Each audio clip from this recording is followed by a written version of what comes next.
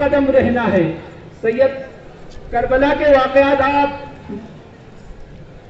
عنقریب 10 دنوں سے مختلف علماء کرام سے سنتے ہوئے آ رہے ہیں۔ میں یہاں پر وقت کی کمی کو دیکھتا ہوا مختصراً آپ کے سامنے کربلا کے تھوڑی سی واقعات میں پیش کرتا ہوں، جس میں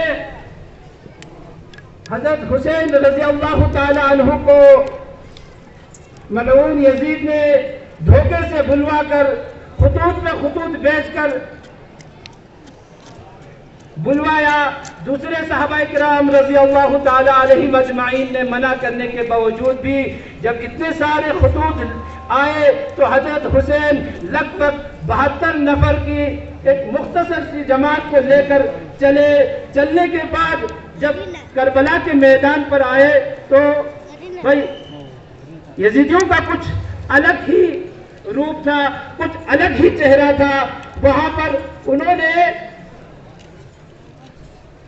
اہل بیت کے اوپر جس طرح ظالمانہ اور سفاکانہ ظلم، جس میں عورتیں کیا بچے کیا، اس طرح بربریت جو برتی شاید کہ آسمان نے وہ ظلم کبھی دیکھا۔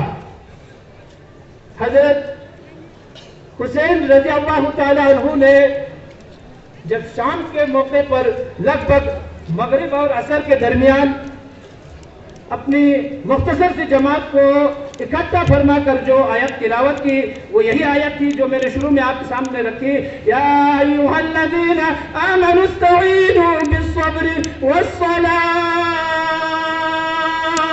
ان اللہ مع الصابرین۔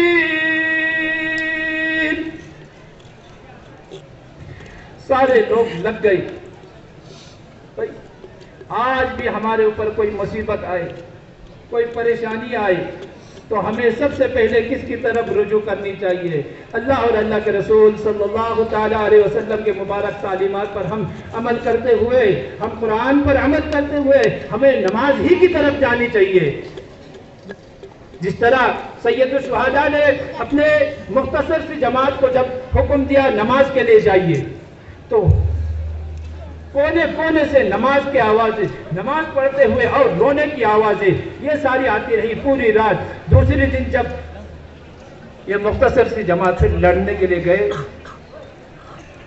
یہ واقعہ میں بول نہیں سکتا، اپنے زبان پر لا نہیں سکتا۔ علی اصغر اور علی اکبر یہ تو ان کے صاحبزادے اور ان کے کہتے ہیں کہ ابا جان ہمارے ایک ساتھی اہل بیت میں سے جا کر شہید ہو رہے ہیں۔ ابا حضور، میں آپ سے میں اپنی آنکھوں سے یہ نہیں دیکھ سکتا کہ میرے آنکھوں کے سامنے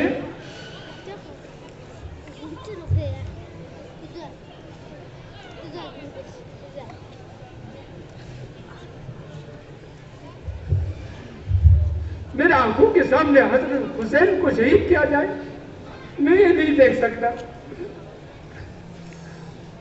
آپ برائے کرم میرے اوپر کرم کیجیے، میرے کو آپ سے پہلے جانے دیجیے، میرے کو کیا ہے آپ سے پہلے جانے دیجیے تاکہ میں اپنی آنکھوں کے سامنے آپ کو مرتا ہوا نہ دیکھوں۔ چھوٹا سا بچہ تھا میرے بھائیوں۔ چند دن گزر جاتے پھر ہم سارے واقعات بھول جاتے ہیں۔ زینب کی زینبیت بھول جاتی ہیں، ہماری عورتیں مائیں بہنیں زینب کی زینبیت جو اس وقت تھی کربلا میں اپنے چہرے مبارک سے پردے کو ہٹنے نہ دیا۔ ہماری عورتیں، ہماری مائیں، ہماری بہنیں محرم الحرام کے چند دن تو پردے میں لپٹتی ہوئی نظر آتی ہے، اس کے بعد سارے بازاروں میں حسن کی نمائش کرتی ہوئی نظر آتی ہے۔ یہ ہے زینب کی زینبیت؟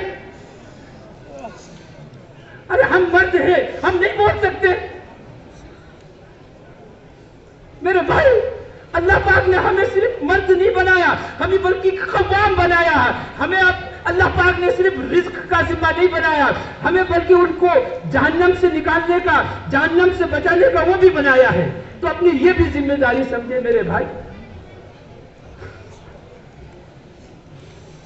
یہ مبارک مواقع ہمیں بار بار آتے ہیں، اس طرح سے ہمیں یہ ساری باتیں سمجھا جاتے ہیں.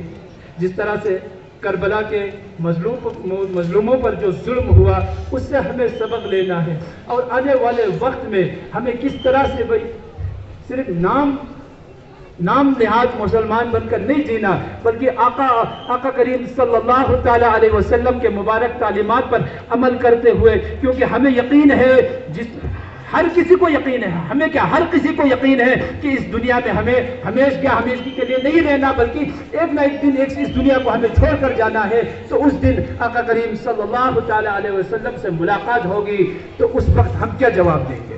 تو اس لیے میں زیادہ بات نہ کرتے ہوئے اپنی بات کو یہیں پر ختم کرتا ہوں. وآخر دعوانا ان الحمدللہ رب العالمین.